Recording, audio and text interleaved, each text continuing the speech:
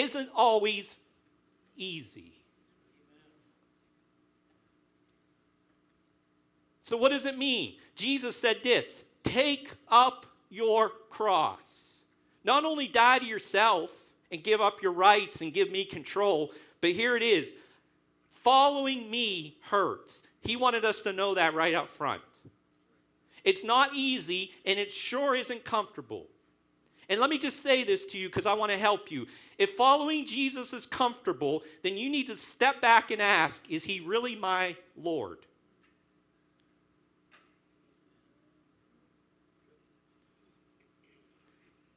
Because let me tell you what hurts. It hurts to be persecuted. That hurts. Now, we haven't experienced that much in America, thank God. But let me just tell you this. It's coming. And I'm not saying that to be a downer or to ruffle your feathers. I'm just telling you the truth. And we have endured the cross. Always sacrificial. It's sacrificial. 100, a ranking of the most influential persons in history. And it shouldn't surprise us that Jesus made the list. But what should surprise us is where he placed Jesus. In his book, he placed Jesus number 3, behind Muhammad and Sir Isaac Newton. And somebody asked him this question. Well, why'd you do that? And the first thing he said is, I acknowledge that what Jesus has to say, it's pretty impactful. It's pretty insightful. But he said, the reason I didn't place Jesus first, listen to his comment. If they were more widely followed, I would have no hesitation in placing Jesus first. So what he was saying is, I didn't place Jesus first because I was looking at his followers. And they said that they follow him, but their actions tell me otherwise. And he said, because of that, Jesus is third. Because we're not living out his teachings.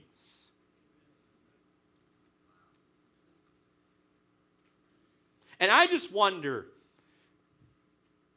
you know, the landscape in our country today, it's pretty divided. There's no middle ground anymore. You know it. I don't need to say that to you. But I just wonder sometimes if we've lost our influence because all we do is talk and all we do is complain and all we do is put marks on Facebook and social media and all this other stuff, but we aren't doing what Jesus asked us to do.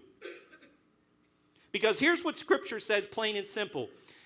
Let your light shine before men. Why?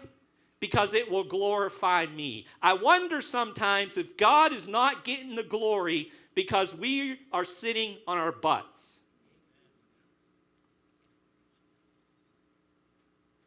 This isn't easy. And it's not supposed to be easy. But I want you to understand something.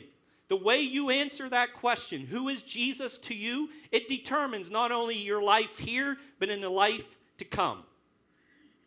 And I want you to understand how some people responded to Jesus. You can see this not only in his day, but you can see it today. Some people, they just oppose him. And you see that in the Gospels, don't you? There were some of the religious leaders, it was almost like they just wanted to fight. They couldn't wait to argue. They couldn't wait to get in debates with Jesus. They just wanted to protest him and attack him. That's how some people respond to him. Other people respond to him, they just reject him. I don't care. I've made up my mind. I'm going to do whatever I want to do. And I just deny. I reject him. There are other people that, you know what they do? They just try to avoid him. It's like that person that you don't really want to have a conversation with, you know, in the grocery store. You kind of see him out of the corner of your eye. So what do? I'm going to go into this aisle so they don't see me. And we do that with Jesus sometimes because, let me tell you something again, he's not supposed to make our life comfortable. Whenever Jesus comes around, there's something in our life that gets a little bit uncomfortable. And so we'll try to avoid him. And we see that happening all the time, don't we today? We see some people just ignore him. He's not really that big of a deal. He doesn't really matter. I don't really need to pay attention to him. And then did you know what some people tried to do ultimately? They tried to bury him. Like literally. They hung him on a cross and they crucified him and they put him in a tomb, and in their mind they're thinking, we don't have to deal with you anymore. Be gone.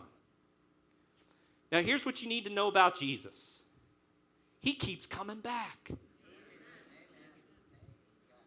He keeps coming back. Do you know why he keeps coming back? Because you and I have to answer this question. This is a question we can't bury, we can't reject it, we can't deny it. Who is Jesus to me? It's got to be answered. And it makes us squirm, and it makes us uncomfortable, and some of it makes us angry. But it has to be answered. Now here's the amazing thing, and we're going to pray. Jesus took his disciples to Caesarea Philippi. That doesn't mean anything to you and me, but understand, this place stood at the base of Mount Hermon, which was Israel's tallest mountain. This was a place where in the summer the Romans who had money would go and vacation there because it was kind of cool and they could get out of the heat a little bit. But I want you to understand what kind of a place this was. This was a pagan place. This was a place that the rabbis of Jesus' day forbid good Jewish people from going there. This was a place that you and me would categorize as a red light district. It was a pagan place, a wicked place, an evil place.